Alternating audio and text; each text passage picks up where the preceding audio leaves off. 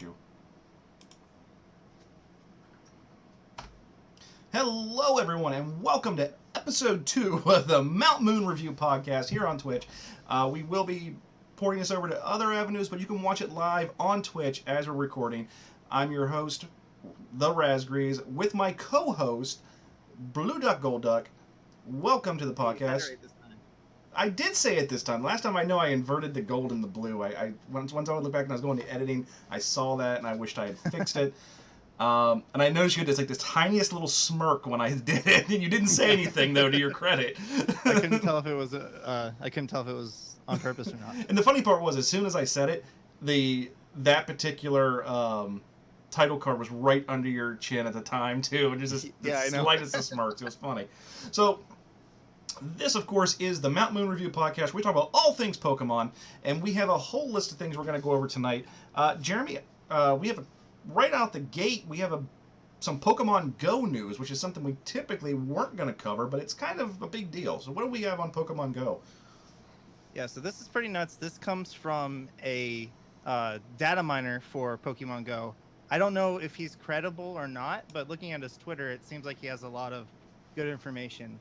And he recently posted something that they added in update 0147, and they leaked that they might be doing shadow Pokemon. Okay, so what is a shadow Pokemon? So, if anybody remembers the Pokemon Colosseums or Pokemon XD Gala Darkness games, they had shadow Pokemon that were like abused by their trainers, and then your goal in the game, the protagonist had to go around and steal those Pokemon from their trainers and then bond with them to purify them to bring them back to normal. Those shadow Pokemon, they made their appearance in the Pokken DX games, if I remember correctly. There was a Shadow Mewtwo in that as well. Okay. I remember that because when I was at what was that? It was regionals. It was Roanoke.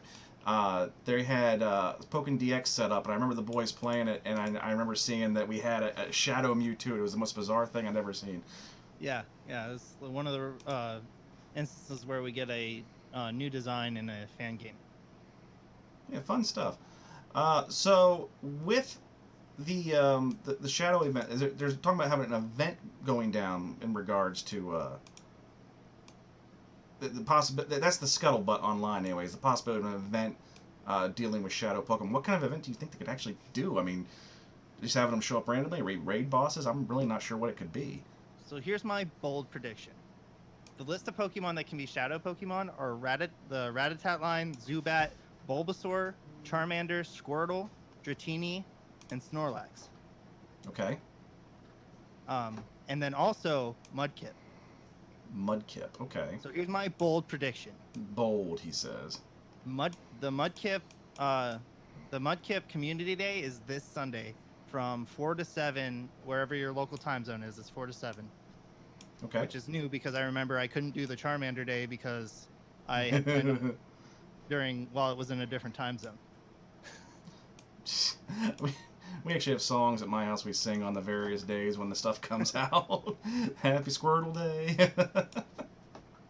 So because Mudkip is the only non-Gen 1 Pokemon that's getting the Shadow Pokemon whole thing, I believe it's probably going to be, they're probably going to do some kind of like Team Rocket raids the community day, and then trainers have to battle them, and then when they beat them, then they can catch the shadow Pokemon that the Team Rocket people have. Okay, that's a little different, but it'd be a lot different than what we're used to with Pokemon Go, really. So that'd be kind of interesting. That's why I said bold prediction. Bold, he says. Yeah. So, did you see it actually at the PokeFest there in Chicago? There was some footage. I only saw like a cell phone footage of it. I didn't actually see anything like official come out. But there was actually a Team Rocket hot air balloon that showed up over the event, which I thought was just one of the neatest things they could have possibly done. My question of the day is, was it actually something that Pokemon did, or in this case Niantic, or was it something that just kind of some fan decided to do? And if they did, that person's epic, and they need to be given a whole bunch of coins in game or something. Yeah, I actually didn't hear about that. Yeah, I mean, there's a couple. I'll see if I can find it and I'll send it to you. But yeah, I saw that happen. This is just some cell phone footage. Somebody popped up like, "Oh my god, I can't believe this!" And there was this big black hot air balloon with a big red R on it. It was great. Oh, I was picturing the Meowth. No, it wasn't the Meowth balloon. It was just a Team Rocket balloon, which I just thought was bloody amazing. And if you're gonna do something like that at an event, that's exactly what you want to do. So me personally, I would like to think it was a fan that did it and not Niantic, just because the fan base can be that dedicated at times and fanatical, really. So that's the bold prediction, and so far all of our predictions have been confirmed. So hopefully this one, being as bold as it is, doesn't throw off our curve. Okay, so we're gonna put that on your shoulders. Yeah. You heard it here first, folks. You heard it here first. The boldest of predictions. So that's all I got for Pokemon Go. I mean, other than we have the Armored Mewtwo stuff, which, have you caught any Armored Mewtwo's yet? No, I actually just downloaded the game to try to go out on Sunday and see if my... Wait, you haven't been playing Pokemon Go? No. What? I got so far behind. I stopped playing because there wasn't really any battling. I didn't like that system where you just swipe the Pokemon. So when I got a new phone, I just never re-downloaded it. Oh, but you did. So you did have it originally. You have played it. So you already had the account. Yeah, I used to go out till like 3 o'clock in the morning catching Pokemon. It's like I remember I've been to your league, and I remember people all of a sudden jumping up and running out because there was a Pokestop right down, and they were going after a low in Marowak, I believe. So. Oh. Yeah, I actually had to enforce a rule at my league where little kids weren't allowed to just walk out of the store. Oh yeah, wow. Together to go. I mean, I don't like playing the babysitter, but yeah, that makes a lot of sense. Yeah, me neither. But a 12-year-old just disappeared one day, and his mom wasn't even there. Yeah, so I got a little scared. Not cool. I wouldn't have found him. Not cool at all.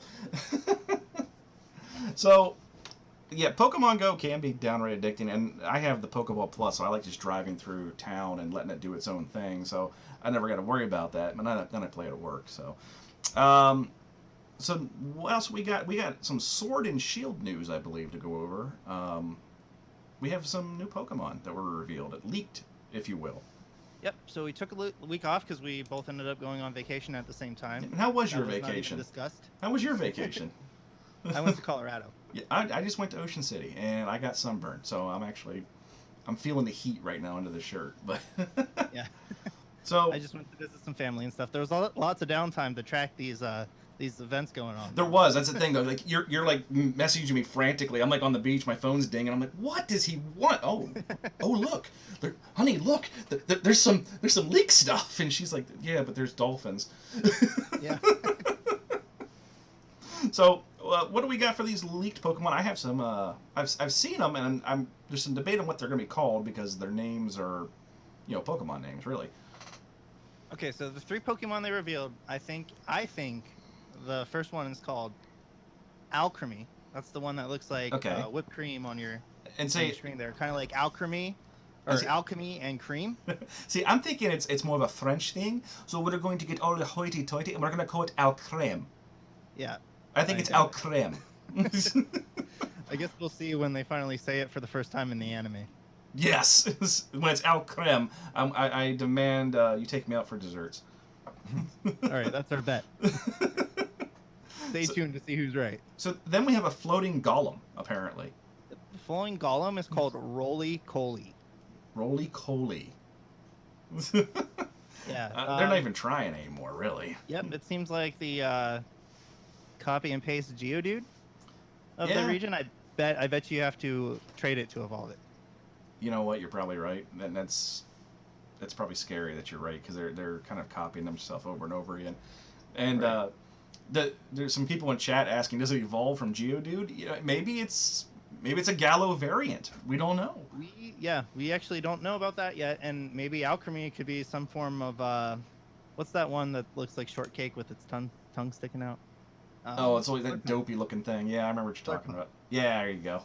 that's what the Alchemy design reminds me of. Maybe we're getting Gallo region variants, just like we had Alolan variants. I don't know.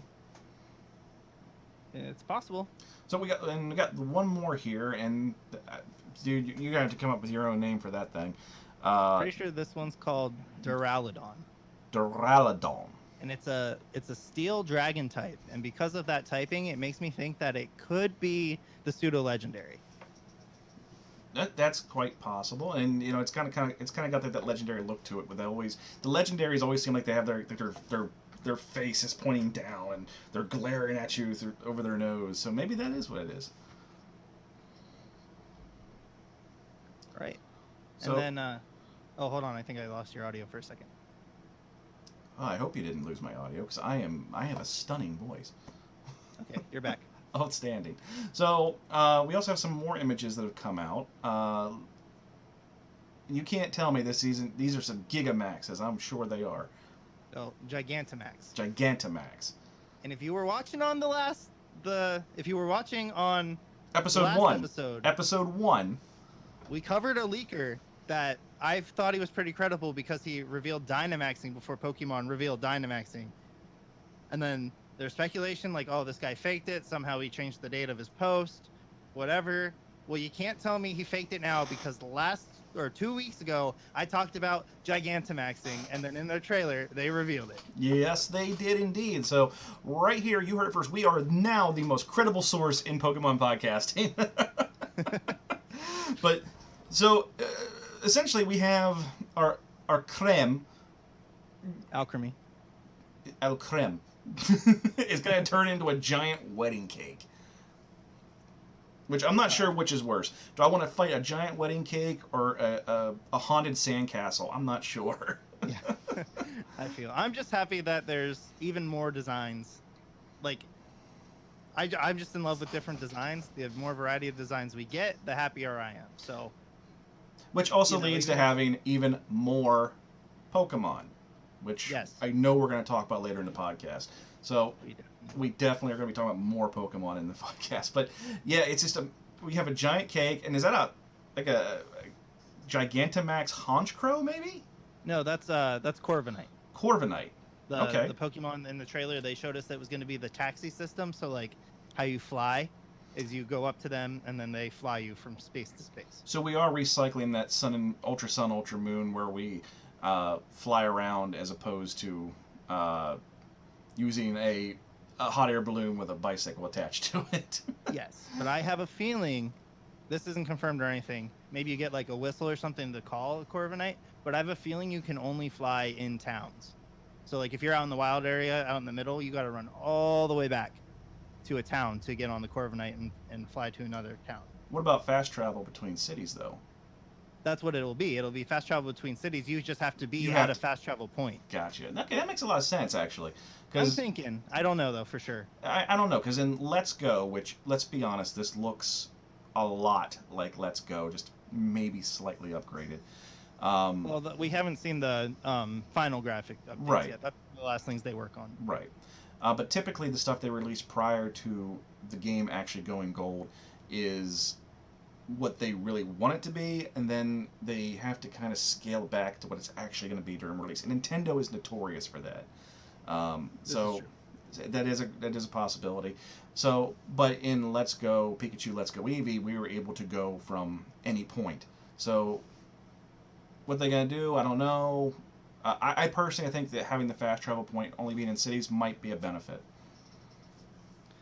Maybe it would be like the I don't know how to say it, like not a benefit, but like understandable and a worthy sacrifice to make the game a little more realistic. Yeah. So, and lastly, we got what, Giga Ultra Mega Blastoise? What is it? Dreadmaw. Right. So we got the big turtle that the water type gym leader was using in the E3 demo.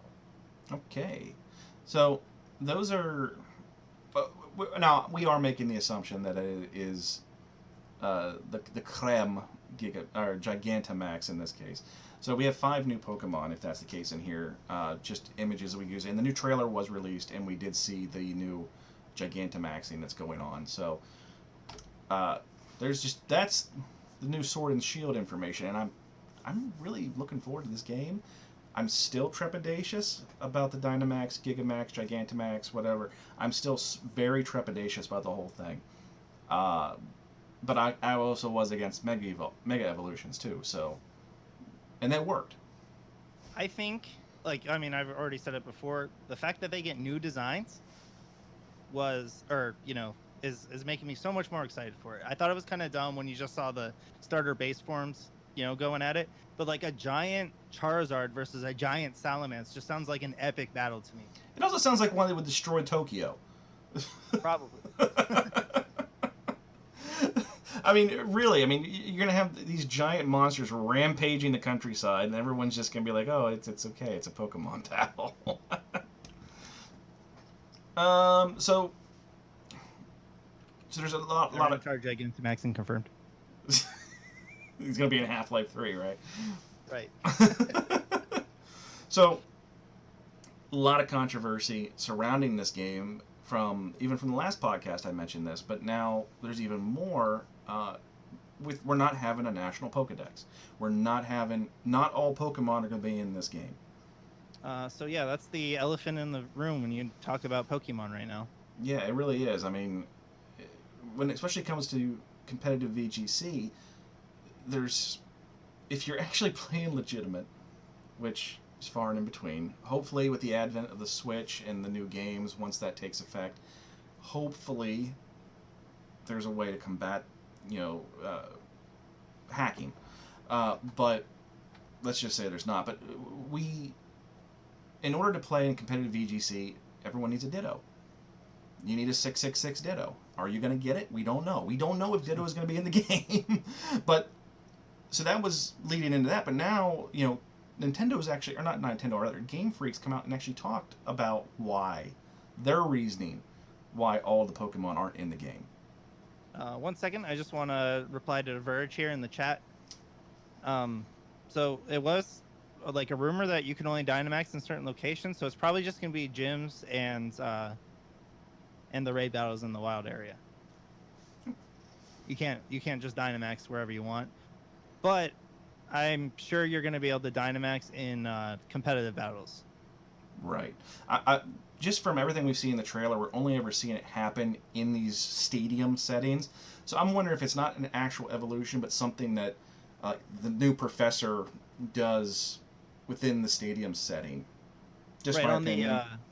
On the website, on the Pokemon website, they say it only lasts for 3 turns. Right. So like Mega Evolution was for the rest of the battle. This is just a temporary thing, not even for the whole battle. Right. It's only for 3 turns and then done. So even in singles, everybody's going to run Protect. Yeah, I don't think you're going to see in competitive play. I mean, obviously we're going to see the dynamics of the game, but it's going to be one of those things that's only pulled out as a last ditch. So, hopefully they make a variety of uses you can use it for, because if it sets up weather and stuff, it might be something you try to do early to switch into other Pokemon that are benefited by the weather. Yeah. We saw in one of the trailers, or like the live gameplay, that the Dynamax Steelix used a ground type attack and it created a sandstorm. That's definitely something we're going to be watching out for. So as we go on, Nintendo, or I keep saying Nintendo, but it's not Nintendo, it's Game Freak. They actually did a kind of like a Q&A about why they're not going to have the National Pokedex in game. And I know we have not talked about this since reading the article. We did that intentionally. We both read everything, and it takes a while because both of us can't read. And so what was your take? Let's go over what they said and what was your take on it. Well, I want to give my my 2 cents about the whole Pokédex issue. First, the not national dex. Okay. So I'm not demolished by it. The completionist in me is weeping inside. Like in X and Y, when they released Pokebank, I actually made a complete living dex. So I had one of every single Pokemon of every form in the Pokedex in their numerical order. I did that with Pokemon Go when it first came out, and I just got sick and tired of buying storage all the time. Right? So I spent countless hours after work every night, staying up till like 4 a.m, just grinding out, hatching eggs, so I would have every single Like if I had Eradicate, I still had to get Eradicate, you know? Absolutely. So, the person in me that was compelled to do that is sad that not every Pokemon is going to be in there. But there's also a part of me that loves new designs, like I said twice already. And if sacrificing some of the older Pokemon, which is not really sacrificing because they're just not in this game, they will return for the other games. No Pokemon is being purged from the Pokédex. No, no. They've actually said that everything will live on in Pokemon Home. Right. So we're not purging anything. We're not gonna retcon anything out of existence. It's just not gonna be available in Sword and Shield. So if I have a Linoon, I don't necessarily need Furret. If I have Tailo, I don't need Pidgeot. This is true. Does that make sense? They like copy and paste Pokemon. If there's Roggenrola, you don't need Geodude. These arguments make sense to me. And there's also just Pokemon that I want to see go away because I thought they were poorly designed. Right. If not putting Unknown in the game saves them countless hours of time because they don't have to animate 28 different forms of it, then by all means, don't put Unknown in the game. It only gets one attack anyway. Right. And see, I think we're going to share a lot of the same opinion on this. Part of their reasoning they're saying they did not put everything in the game is space. And the Nintendo Switch, they're essentially SD cards. They're a little bit smaller, but they're essentially SD cards with a very bad taste. And it took me a long time to figure out why I had this horrible taste in my lip all the time. But it's because I always change cartridges by sticking it in my mouth. Oh. So, conversation for another time. But it's only about a little over a gig of space for the most part to try to... And a lot of these games, they're using repetitive assets, which Nintendo is amazing at doing. Look at the original Super Mario Brothers. We have, we don't have enough assets to put details in for a bush. Okay, well grab that cloud, bring it down here, and make it green. And that's part of the trickery that goes on in game making. And what everyone keeps arguing is, well, you just import all the images from Ultra Sun, Ultra Moon. But what they don't realize is those characters, those sprites, those animations, they're not compatible. You have to reanimate them and redo everything. So how many Pokemon are in the Pokedex without Sword and Shield? There's over 500. So without Sword and Shield, there's 806. 806. So you're going to tell me they're going to spend the time to do 806. But it's not just that. It's plus the forms. Right. So like I said, Unknown would actually count. You just add 27 right there to the 806 for Unknown. And you add 2 more for Lycanroc. You add 6 more for the Sawsbuck and Deerling forms. And a lot of those Pokemon, I'm going to avoid a Pidgey like the plague. I don't want it. So I mean, I'm right now on my my YouTube. I'm doing a Pokemon Blue playthrough. And I'm looking at a bunch of stuff like, why I don't want this stuff. I just get it away from me. Get it out of here. But one thing to consider in this, and this is me being the completionist. So I was kind of being devil's advocate and saying like why I don't think it's as big a deal and why I'm still hyped for Sword and Shield. But Pidgey is somebody's favorite Pokemon. Somebody's going to go on their journey and they know that they'll never be able to use their Pidgey until the next game. I want to meet the person whose favorite Pokemon is Pidgey.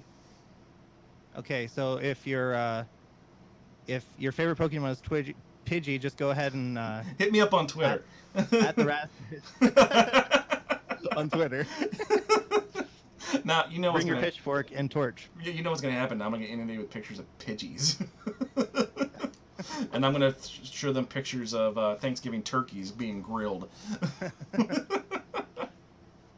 So, yeah. So I understand it. I really do. Why they're not going to put everything in there. Am I a little upset by it? Yeah, because I like having that replayability of, okay, I beat the Elite Four. I'm now the Pokemon League champion. Now what? Oh, I'm going to complete the Pokedex. I'm going to run around. I'm going to catch every bloody thing around here. And I do that in every single game. You know one of my favorite things to do when I buy a new game? Because one, I never buy the bloody things new. I'm cheap. So I go to a particular store that I believe is owned by the devil, where I buy used games. And when I purchase said used games, I always pop them in, and I look to see what people left behind. and then I pop them all into Pokemon Bank before I wipe the game and start anew. I actually used to work at that store. I know. And You guys shave those horns off. I would snag the keys to the DS case, and when we were slow, I would just throw the different games in, and then pop all the Pokemon in there onto my Pokemon. You know, I'm not gonna say that I used to manage a video game store, not owned by the devil. It was a different lesser devil, and I'm not gonna say that I had a modded Xbox, original Xbox. I'm not going to say that I had a briefcase for it that it fit in, and I'm not going to say that all the used games didn't get cycled in there and copied to a hard drive. I'm not going to say that. Those are the life hacks, man. And to this day, I still have Leisure Suit Larry. But, hey, that's besides the point. I've got a Pokebank full of legendaries. Absolutely we do. But yeah, just from the completionist aspect, I absolutely would do that just for replay value. Even on slow days at work now, I sometimes have a DS or a Switch with me. So, yeah, it gives you that replayability. Wait for doctor's appointments. And I'm really hoping some of that translates into Pokemon Home, so we can have that playability again and keep playing with the stuff we've caught over the years. But we'll see what happens with that. Pokemon Home won't be that bad if Pokemon Home is like a place of or is like has some kind of interactivity. Like if I can battle you with my Pokemon in Pokemon Home, it's not so bad that I can't battle you with the Pokemon on my Switch. And like the Pokemon I want, like my custom team. In that Q&A, they did say there's going to be interactive ability in Pokemon Home, so I'm really looking forward to that. It's also unconfirmed if they're going to add more Pokemon. I've seen some leakers out there posting that they will, but they're not as credible as the other guy that the guy. Yeah, the guy, the anonymous guy. So, talking about the Switch. The Switch has limited space on the cartridges. That's just a reality. I don't think that is an issue. I don't think the games are taking up too much space, but they did say there was a glitch in their software when they were trying to port all the Pokemon. Yeah. Like in X and Y, they originally made all the sprites, the 3D sprites, as intending to keep them forever.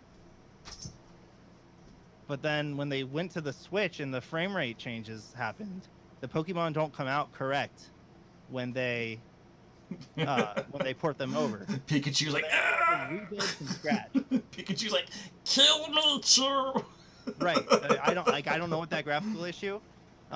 Since they said that, like they said one of the reasons they decided to make the switch to not having all the Pokemon now was because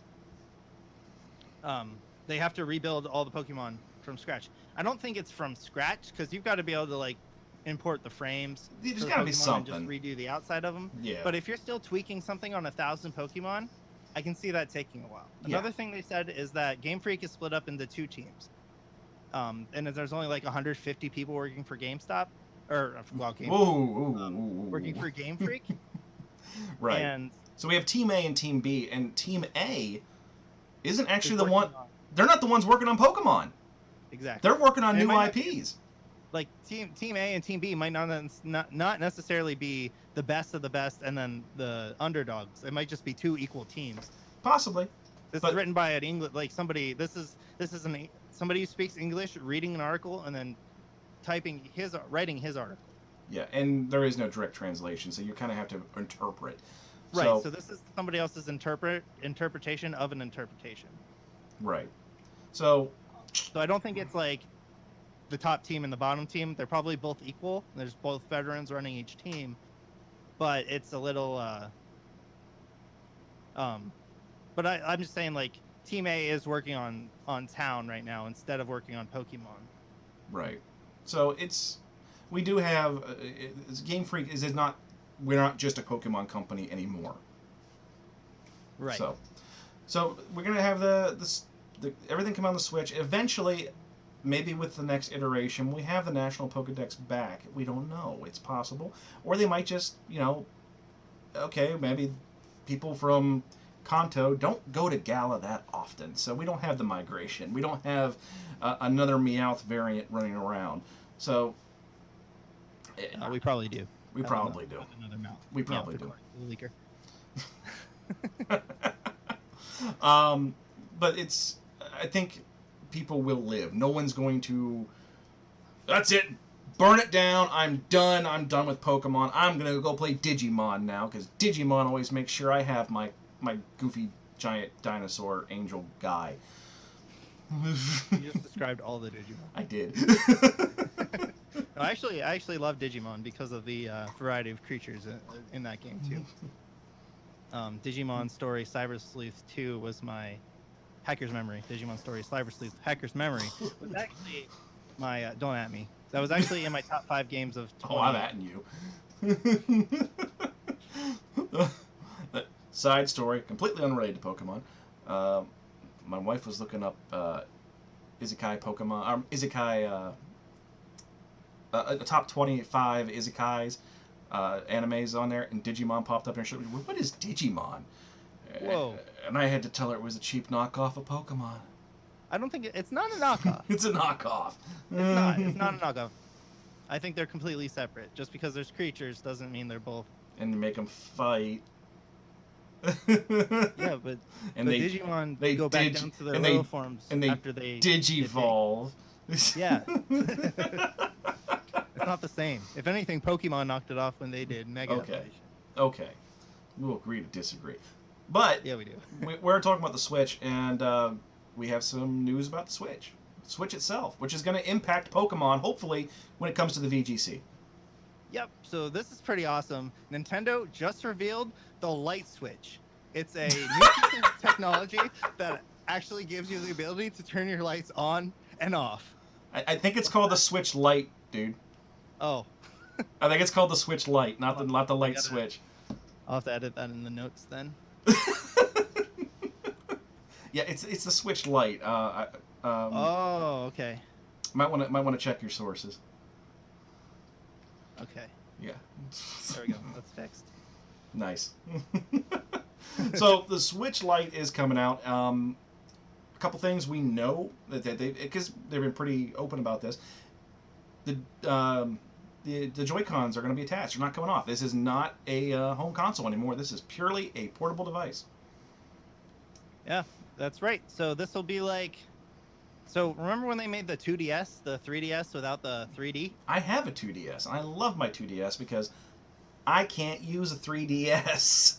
Well, now this is the Switch that doesn't switch. Yes, that's the whole thing. I mean, why are we still calling it a Switch? Why don't we Right. why don't we just call it a PSP? Yeah.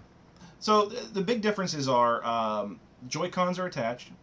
Joy-Cons are attached. We It now has have no HDMI port. no HDMI out. We now have a Right. D-pad as opposed to the 4 buttons that were necessary because when you took the Joy-Cons off, you had to have 2 almost equal controllers. They weren't exactly. Right, yeah. So we get rid of that. We get rid of the kickstand, which, okay.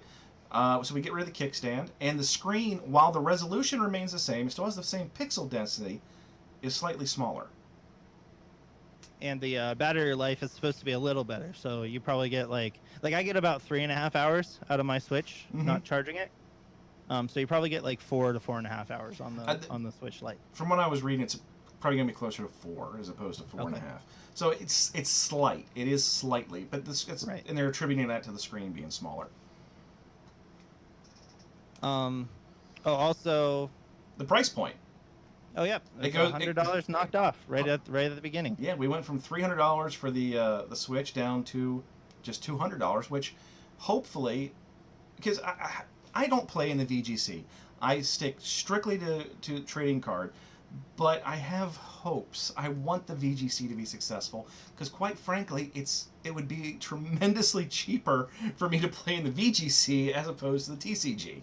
So I completely agree. Like last time, it might have sounded like we were knocking VGC, and we weren't. It's just because we're both professors. I don't feel comfortable breaking the code of conduct I decided to agree when I became a professor, and trying to get all my Pokemon legitimately. Right, and see that's the thing. It did sound like we were knocking the VGC, but the fact of the matter is, I want to play in the VGC. I want to so badly, but without hacking, there's very little option to get involved with it, and we've both seen it. And again, I just from a moral and ethical point, I won't do that. That, and I'm not going to get caught. That's my biggest thing. I'm hoping with the advent of the Switch, and typically the rumor is, because this is what they've typically done in the past with new systems, is sometime around January is when the Switch will take place. The Switch will take place, and we'll start using Sword and Shield as opposed to Ultra Sun, Ultra Moon. And I'm hoping that this new Switch and this new game have the protections in there. Where hackers have a will, there's a way. But at least for a short time, give me the VGC so I can play. I'm not worried if people can hack or not. Like, you just gotta automatically assume people are going to be using the high, like the max stat Pokemon, no matter what you do. Yeah. I just want a way for me to, in a timely manner, go from a weak Pokemon to a strong Pokemon. So Ditto gives you a way to do that, but you have to be able to get a 6 IV Ditto. And as far as I know, until Let's Go came out, there wasn't a reliable way to get a 6 IV Ditto. So you could get higher IVs in Sun and Moon by doing the chain battling. But the and once original... you got up to like 70 chains, or 70, cries for help, then the Pokemon had a good chance of having 4 perfect IVs. The original concept... fine. The original concept of Pokemon was that you would train up these Pokemon. Now, granted, the stats have got a lot more intensive. There's a lot more than just playing rock, paper, scissors anymore. But the original concept was you caught them, you trained them, and you used them. The whole IV thing, I don't like it. I don't like it at all. And I know it's sacrilege to a lot of people. That is an unpopular opinion of mine that I don't think you should just have to. I don't even think you should have to breed, really. Yeah. Just I've got catch this the bloody vision, things. this dream that you can connect to the online place. You go to a place kind of like Festival Plaza, but much better. You walk up to a PC and you say, hey, I would like to put a Landorus on my team. So then it's like, here's Landorus. Here you go, sir. What IVs do you want? What EVs do you want? What moves do you want? And then you make that Pokemon and bam, what nature do you want? You make that Pokemon and bam, it's on your team. Then you select your other 5 Pokemon and then you battle. But then if you want to leave that online hub, you go back into the regular world and you have your regular party that you found in random encounters or whatever that you're playing through the story with. But then you can go back to the online hub and use that team again. You can't take that team out. Those Pokemon weren't really caught. They're not really yours. Kind of like the rental Pokemon in Pokemon Stadium 1 and 2. No, we still have rentals in Ultra Sun, Ultra Moon now. You just can't use them in competitive play. Right. I think it would be better. I'm not saying it's bad now, but I think it would be much better if there was a way to just, like if you've ever used Pokemon Showdown, make your team like that. Because if you do your team legitimately, it can take like 5 to 10 hours to breed them. Yeah, but breeding them it doesn't make you better at Pokemon. No, it doesn't. It just means a 5-hour grind. It just means you read the tutorial. That's all it is. You just read the tutorial. That's all it is. It doesn't make you good at anything. It means you can. What if you couldn't play Overwatch on in competitive until you ran around in a circle for 5 hours? What if you couldn't play Call of Duty? What if you couldn't play Counter-Strike until you finished running around in circles for a couple hours? Just don't give them an idea, because they might introduce loot boxes if you do that. No loot boxes. This is loot balls. We're getting rid of Ultra Ball, but we got loot ball. You don't even have to catch the Pokemon. It's just in there. Which one did you get? But if we go doing your method, which I agree with, takes the hacking out of the equation. We don't have to have those programs anymore because it's in the bloody game. It takes a humble opinion of mine. Oh, and it they're makes never going sense. to do something like that. But they're not. I think it would improve the game. Because Pokemon says, "Don't cheat, kids." Right, but then it's not like they just don't really care if you cheat. As long as you cheat in something possible, then it's okay.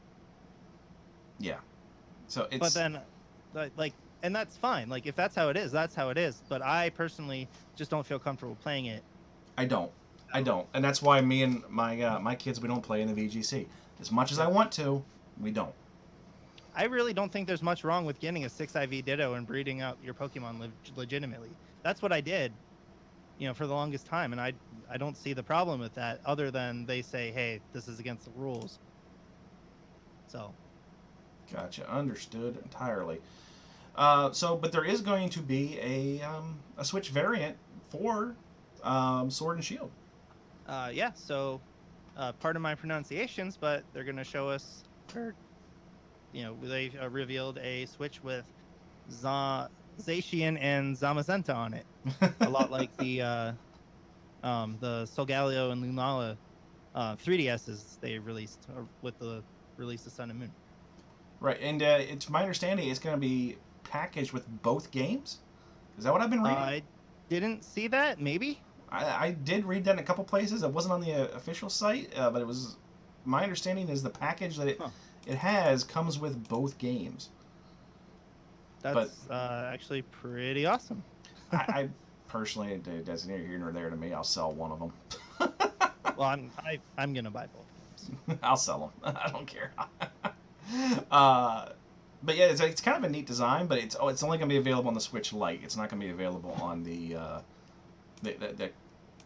actual Switch. Virgin in the chat is asking what's better, a physical game or a downloaded game? In my opinion, on the DS, because your save was on a cartridge, I think the physical game was better, because if you want to have two DSs, two Nintendo 3DSs, that is, all you did was, you pop one game out, put it in the other one, switch back and forth, trade them. You put your Alpha Sapphire in, take it out, put your X in. So I think with the 3DS, the physical cartridge was better, but because they changed things for the Switch, and now your game isn't physically saved on on the cartridge, it's saved on the Switch itself. And you can't, as far as I know, there's no way to switch your Pokemon file from one game to the other, or from one Switch to another. There is not. Once you have put in a micro SD card into your Switch, it is locked to that Switch forever, which makes zero sense to me. But I get it, so that you can't pull files out and manipulate them. I understand it, but make it a way so I can transfer it from one DS or one Switch to another. The technology. They have the technology. They have them. That point being, it really doesn't matter what you have. If you have two Switches, or you have like a kid that is going to want to play Sword and Shield, and you don't want them playing on your Switch, like maybe you have the big house Switch and then the little Switch, maybe just get a Switch Lite, buy one game, you both play, but you don't have to worry about your kid getting mad and throwing your personal Switch across the room. Yeah, well, that's why. But because of that, and because I don't have a kid, I'm not going to be buying the Switch Lite. See, when it comes to the kids, I don't let them play with the handheld mode. They can play it on screen and use the controller. But when it comes to the whole aspect of physical versus download, I think with the advent of the next PlayStation and the next Xbox, because the current Xbox has already started, they've tested the waters. They've come up with this new version, the S, that doesn't have a disc drive. I think with the next generation of systems, we're not going to have physical game media anymore. I don't think we're going to do it. I think we are going the way of the dodo bird when it comes to physical media. Because the fact of the matter is, when people realize it now, you don't own the games you're buying. You own a license to play that game. Right. So the physical media is going. It's going away. How many DVDs have you bought in the last 5 years? Yeah, really? You see, you have to think about it. I haven't bought a damn one. For like my favorites. I bought Stalag 13 just because I finally found it, and it's not on any streaming services. But physical media is gone. It's coming and going. This is the last time. This is the last generation of systems you're going to see it.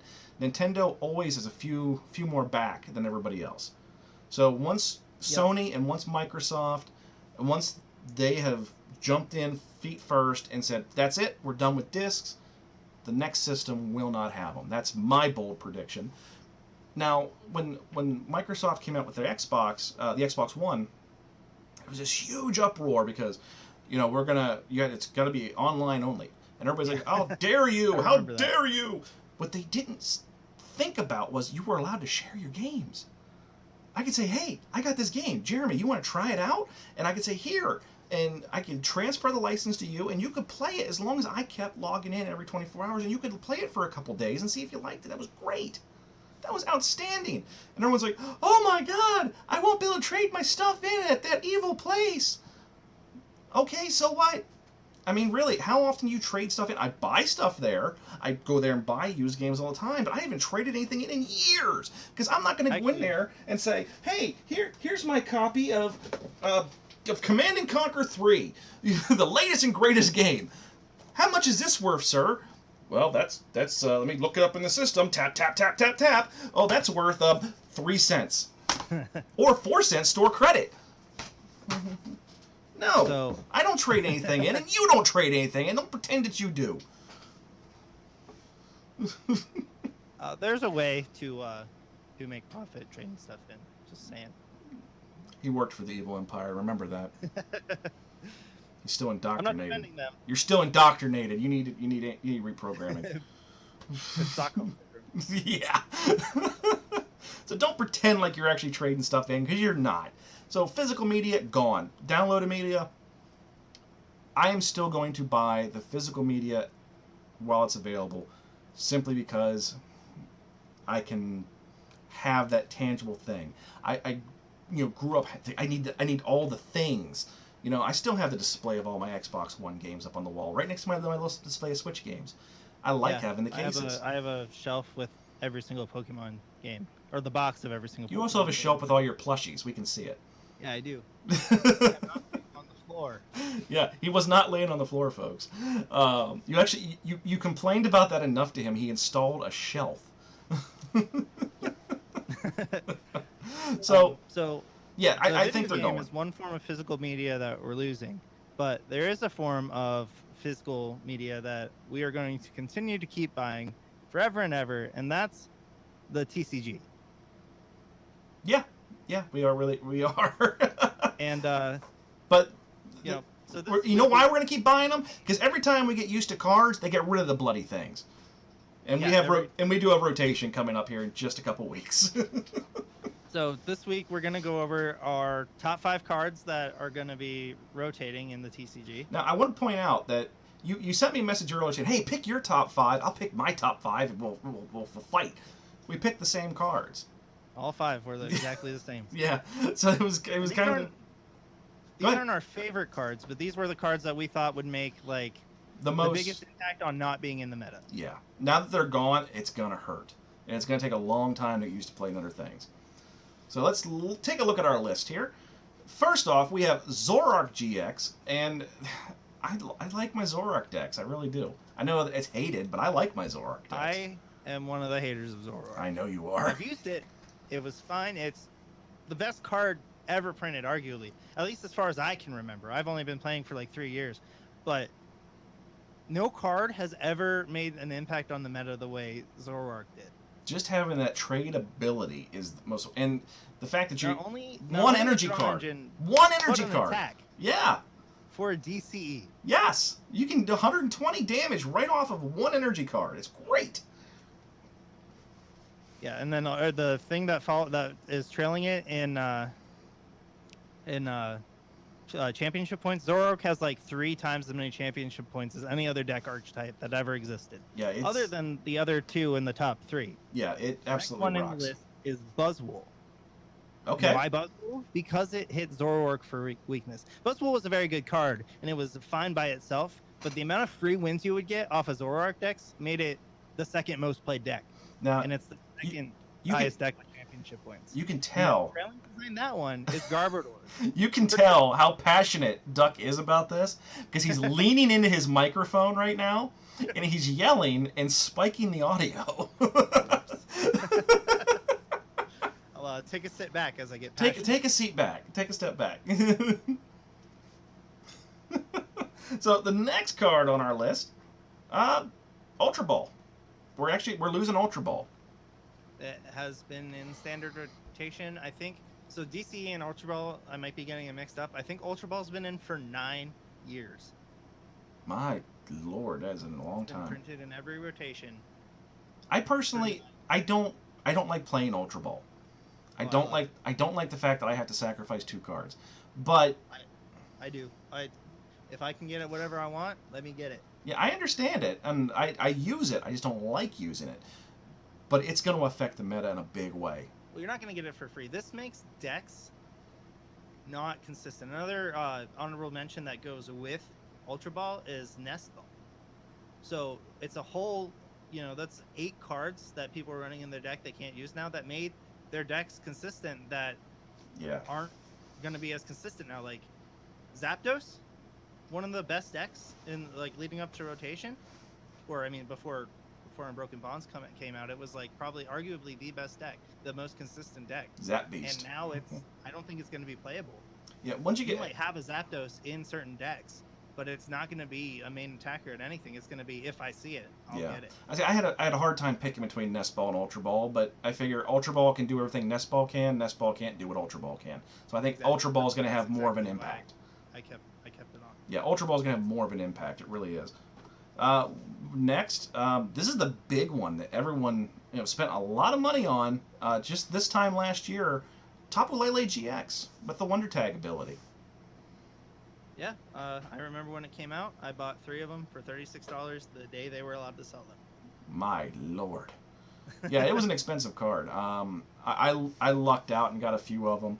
And then I remember playing PTCGO, and I hit a booster pack and got a rainbow rare. even in game, I thought it was like the most awesome thing in the world. That's awesome. I've never pulled a good rainbow rare like that on TCGO or otherwise. You need to watch me play. Because Lord Helix bless my pulls. Yeah, well, maybe I'll get some free packs sometime in your Twitch. All you gotta do is be there and be a follower, my friend. So, yeah, but I think Tapu Lele is gonna be a big one. Lately, it's kind of fallen out of grace. You're not seeing it as much now, which I think is gonna help people not be hurt as much when it happens. I agree. It's not as big of an impact now, but like back in the day, it was nice knowing what supporter you're going to start with. You want to start with Bridget turn 1. You could run 2 Bridget and 2 or 3 Leles, and you had it. Yeah. To have the option of Lele Guzma game was amazing. Now that's gone. Well, with Lele, you have the Dene. That's the new Lele right now. It's a new Lele, and it's not guaranteed. Right, and the other thing is too, it's a lot like going from Professor Sycamore to Cynthia. It has kind of the same dynamic, but the blood cost, is there now. So we're going a little bit backwards. Right. Where Cynthia is free, Sycamore costs. Now we're going from free Lele to cost Dene. So you're going to bleed a little bit to use it. But as to newer players, that seems really bad. But as somebody who's been playing for a few years, when I remember watching Worlds 2015, and I was like, they're just playing all those Sycamores in a row. They're not going to deck out. And they didn't deck out. They didn't. Because it's like, I know what I need to do right now. If I can't do that right now, I don't need what's in my hand. I need to do that right now. Yeah, and a lot of people don't understand. People hate sacrificing cards. That's when you're trying to teach people the TCG that are new. Oh no, just toss it. What? No. Yes, it's okay. You'll survive. And just trying to. I still do it to this day. There's still days where I sit there and I hem and haw like, I might need it later, but it's gonna happen. You'll get used to it. Yeah. Sometimes it feels bad getting rid of something good, but if you're not doing anything right now, that card's not good. Yeah. Next up, I'm going to skip one, and I'm going to come back to it. Let's skip to Guzma. All right. So Guzma is, you're able to pull anything off your opponent's bench into the active position, as well as trade yours, and that is arguably, I think, the second most valuable card in the current meta that's going to be going away. I agree.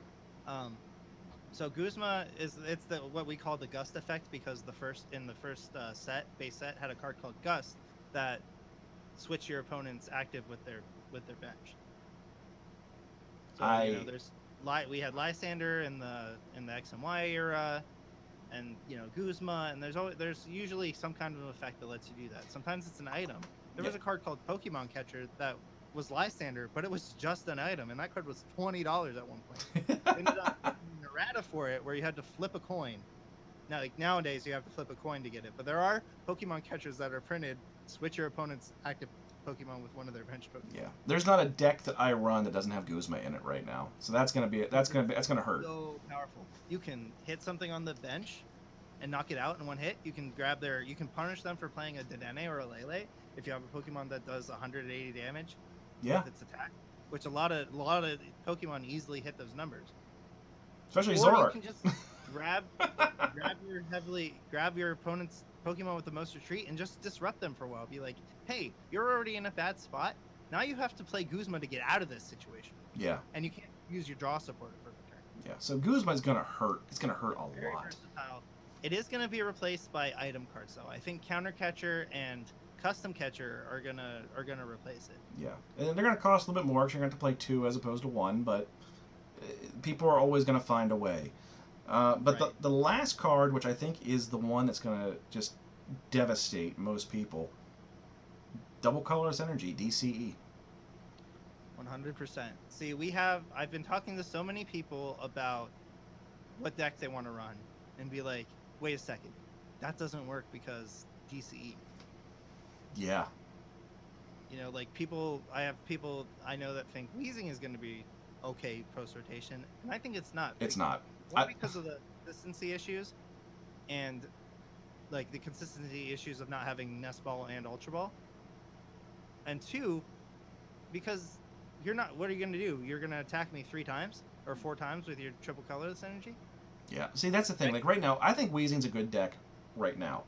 I don't think it would go away just because Ultra Ball and Nest Ball, but with having to have 2 energy on there, you're gonna have to be behind so that you can use oh bloody heck, triple colorless and counter energies. So, but you have to be behind. Counter energy is gone too. Oh yeah, okay. So there you go. So Weezing's dead. I believe. Let me just double check that before I put out misinformation. If counter energy's gone, Weezing's dead. And I'm looking at you, Ed. You know who you are. It's dead. So counter energy came in Crimson Invasion, and that set is in fact rotated. Weezing's dead. Yep. Sorry, Weezing. I don't feel bad for it. But that's just me. I have my own opinions. I guess I'm going with Celosaur. Cellstorm might not be too bad. It's a tank, baby. But I think Charizard, Reshiram Charizard becomes a tank now too. Yeah. So those are the 5 cards we think, us two, think are going to have the most impact on the meta as they disappear here in rotation, which is not July 1st like a lot of people seem to think it was. It is August 15th? Yeah. 15th, I Yeah, believe. it's the day before Worlds.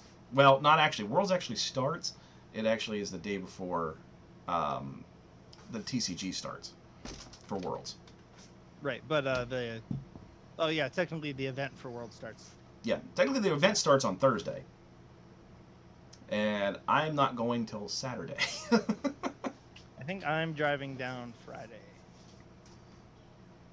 Awesome. We're going to get everybody together and do a group photo. That's besides the point. That'd be pretty cool. So with the TCG, yeah, we are losing cards, but the other news, which I think is even bigger, is it seems like, and Pokemon has not said this officially yet, the point system seems like it's changing. So we are both members of the Facebook group Burbank City, and Well, there's lots of I didn't. Pokemon discussion. I actually on did there not every day. see this on Burbank. I actually saw this on the Pokemon Professors Roundtable. Oh, So okay. this is where I saw it, and when I saw it, I was jumping for joy. But then I started to think about something, and no one else has mentioned this yet. So let's talk about it, and then I'm going to talk about the flaw in it. Okay, so it looks like if those of you that have been playing TCG for a while, you know that there is a limiter on how many points you can get per quarter. So like you can't win if you win a League Cup, which is one of the bigger competitions, you get 50 championship points. But then if you win a second League Cup the next week, you don't have 100 points, you still only have 50 because you can only win 1 League Cup per quarter. That's right. And then the same thing with league challenges is you could win, half a dozen league challenges, but I believe it was the top 2 scores are the only ones that counted for the month. Yeah. Yeah, something like that. Yeah. So So you were. and that being, you could get 80 points per quarter without going to regionals. You do that 4 point. You do that 4 times throughout the year for all 4 quarters, and you are left with what 8 times 320 points. Yeah. And what I kind of manipulated it in a way, and it's something I noticed. If you went to events that were scheduled later in the month, the more hardcore players weren't there because Because they max out their they points. maxed their Now points there is the already. exception of players going for worlds. I don't think I think you're to be top 16 in the world. I'm pretty sure that's all your points Yeah, I believe from every you're. event. I believe you might be right on that, So the but people chasing top 16 to get so they don't have to play in day one of worlds, they will. I'm sure they go to all the events, and I'm Yeah. sure people go to events just because they go. So it's probably part of sponsorships too. Yeah, probably a little bit. But like I said, Pokemon hasn't announced anything officially yet. But if you're looking at your points page, and you can do this now, if you just go into Pokemon.com, log in, and as long as you're uh, allowing the point standings for your username and your Pokemon ID number, you can see that the brackets and the way everything is distributed has changed. It's no longer broken down the way it used to be, and that's what's leading everyone to believe this is what's going on. So everyone's thinking, "Oh, this is great! This is great! I'm going to be able to get my points easier and not have to worry about traveling so far or breaking down when I can go to events to get my Worlds invite." I see a huge flaw with this, though. Because they're going to raise the cap. They're going to raise the cap. Because right now, we don't know what the cap is for 2020. And guess what? 3 months from now, we're still not going to know the cap for 2020. They don't tell you until the first of the year or so. And well, one thing to keep in mind is they already increased the cap. 2 years ago, it was 400, I believe. I think it was 400, and this year it was 550. For Masters. Yeah. It was less for seniors and juniors, but for Masters, it was 550. And that's also broken up by region. If you live in other countries without as many people participating, then you have a better chance of going. And I believe I read somewhere a couple years ago that if you're in the top 8 of your region, no matter how many points you have, that they send you invites. It's possible. I mean, Pokemon can do whatever they want. It's not written in stone anywhere. It's not as if they don't own the bloody thing. But somebody in chat's mentioning right now, isn't it ridiculous how many are allowed in Worlds? I don't know. If you look at the breakdown, yes, the U.S. has the most attending, but it's not as huge of a gap as it has been in the past. We have people from legitimately all over the world coming in for this event, and the ratios are pretty good. It's not dominated by one country anymore. But an argument somebody can make is that there are too many players in the world. Like, shouldn't it just be the best of the best? Yes, and we don't need 1,500 people competing. No, it could be the top 100 players in the world. But having an event where you can get this many people together, money.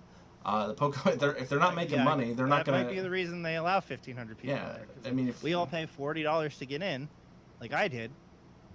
Well, you paid $40 to go in because you're playing in the DC Open. Right. But I don't even know how much the regular competition was. Yeah. Well, yeah. It's. I'm sure it was ridiculous. I'm paying more for parking in DC than I am paying for the event. I will point that out. It's ridiculous how much parking is. That's why I'm walking from the hotel. Oh, I'm leaving my car at the hotel, but it's still $50 a night to park at the hotel. Oh, dang. Yeah. I guess I'll have to look into that for my hotel. Oh yeah, no, there's no free parking in DC hotels. Oh, look at that. He wasn't thinking about that. So yeah, I think they're definitely going to raise I think it's a great thing because you don't have to be as careful with mapping out where you're going every weekend and trying to get your points. But I think a lot of people are not going to. I think they're going to raise the cap. I imagine they will. Yeah. Once they figure, and that's why they don't announce it till halfway through the year what the requirements are going to be, because they want to try to limit how many people are there, but still get a maximum yield. Grind throughout the year, all year long. Then I think I'll make it this time. There's a group you and I are part of. Some people in chat are a part of. That are pushing for Worlds this year, and I think a good many of us have a pretty good. As long as we don't cut each other's throats, I think we have a pretty good chance. Yes, agreed. So that's pretty much all I have for this week, man. Do you have anything else you want to go over? No, that's about it. That's outstanding. Well, that's going to be it for the this episode of the Mount Moon Review podcast. Um, Duck, you got a new Twitch stream going. Yeah, I had my first Twitch the other night. There were some audio issues, but we should have those resolved now. So Yeah, I think we got on Discord pretty quick and got that fixed for you. But Yeah. you're doing what, Nuzlocke randomizer Pokemon Ruby right now. Yeah, so I started last night. Our starter was a Rayquaza, so that should be pretty hype. I plan on streaming a bit tomorrow at 8. I did name it. I did name it as part of the Nuzlocke challenge, and his Yep. name is Thunder Lizard. I'm letting the chat name the Pokemon I catch. Yeah, so make sure you check out that. It was pretty entertaining. It was his first stream, and I am extremely pleased with how it turned out for him. Other than that one audio issue, which we fixed as soon as the stream was over. Yeah, I mean this would be you would probably be hearing the same issue right now if it was. Yeah, which ironically was not in episode 1, so I'm not sure what you did. I got a new mic. Well, that's what it was.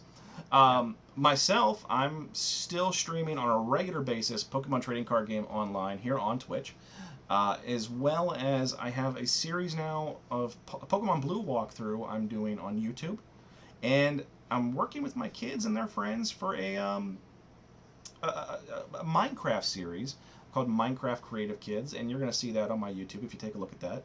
And I actually didn't know about this. yeah, it's actually it's going to turn out pretty good, I think. I'm kind of letting the kids get involved, and they're pretty cool with it. But my big thing, and you can catch me just about every 3 or 4 nights a week, or afternoons if you're Eastern Standard, doing Pokemon Trading Card Game online here on Twitch on this channel. And we just made affiliate status, so you're going to see a lot of changes to the channel. And I'm really looking forward to doing that. Thank you. Bow, bow, bow. So at this time, we're going to end the podcast. I want to thank you all for coming. If you're here on the live version on Twitch, we're going to stay on the channel and do some Q&A if anyone's interested. Thank you very much, and we'll see you this time next week, because we're going to be doing this weekly now, Monday nights at 8:30 p.m. Eastern Standard Time here on Twitch. And we look forward to seeing each and every one of you every week and have this community grow and grow and grow. Jeremy? Yep. So thank you very much, guys. folks. Not blue, stay golden. Stay golden. Later, folks.